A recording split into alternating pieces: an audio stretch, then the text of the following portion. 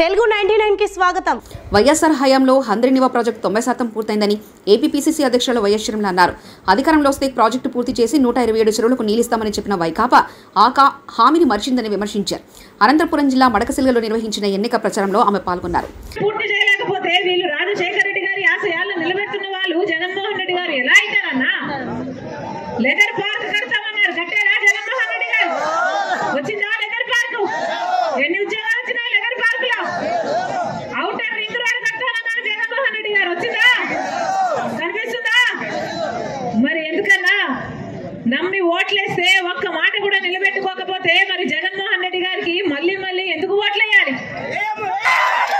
పులి సింహం అని చెప్పుకుంటున్న వాళ్ళు బీజేపీని చూస్తే పిల్లుల్లా తయారయ్యారు. వీళ్ళ రాజశేఖర రెడ్డి గారి వారసులు. ఎలక్షన్లు వచ్చాయి, ఓట్లు వేసే సమయం వచ్చింది. అందుకే చెప్తున్నాం, ఆలోచన చేసి ఓటు వేయండి. మీ డబ్బులే మీ చేతుల్లో పెడుతున్నారు, మంచిదే. కానీ ఓటు మాత్రం ఎవరికి వేస్తున్నామని మీ మనస్సాక్షి చెప్పాలి. ఓటు అనేది మీ చేతుల్లో ఉన్న ఆయుధం. ఓటు అనేది మీ భవిష్యత్తును నిర్ణయించే ఆయుధం. 5 సంవత్సరాలకు ఒక్కసారి మాత్రమే ఈ ఆయుధం మీ చేతుల్లోకి వస్తుంది. ఓటు అనేది వృధా చేసుకుంటే మీ భవిష్యత్తే కాదు, మీ బిడ్డల భవిష్యత్తును కూడా మీరు నాశనం చేసిన వాళ్ళు అవుతారు.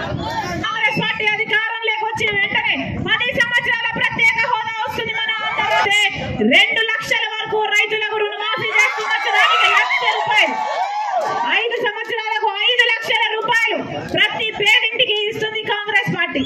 మీరు ఆశీర్వదించే కాంగ్రెస్ పార్టీ ఎమ్మెల్యే అభ్యర్థి మీ సుధాకర్ అన్న మీకు అందుబాటులో ఉండే వ్యక్తి. అలాగే ఎంపీ అభ్యర్థి సమద్ షాహీన్